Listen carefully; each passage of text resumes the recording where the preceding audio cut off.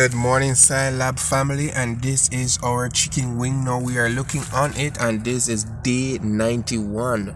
This is what our chicken looks like. Our chicken wing actually looks like on day 91. As you can see, there is no maggot, and it is now proven that if it is in a container and cannot get contacted by any fly, it will not develop maggot. So after 91 days, this is what our chicken wing looks like. Now where it is, it seems like it have developed water in the content of it, so therefore I'm going to remove it and put it in the sun and see how it responds. But this is the chicken wing. This is what it looks like, and it has no maggot. I think this is the best view possible.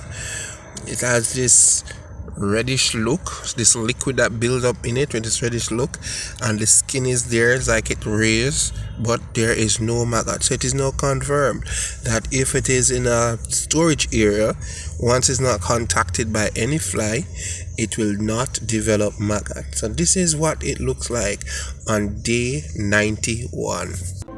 Be among the next 10 subscribers. Subscribe, leave a comment, and get a shout out in the next video. Thanks for watching.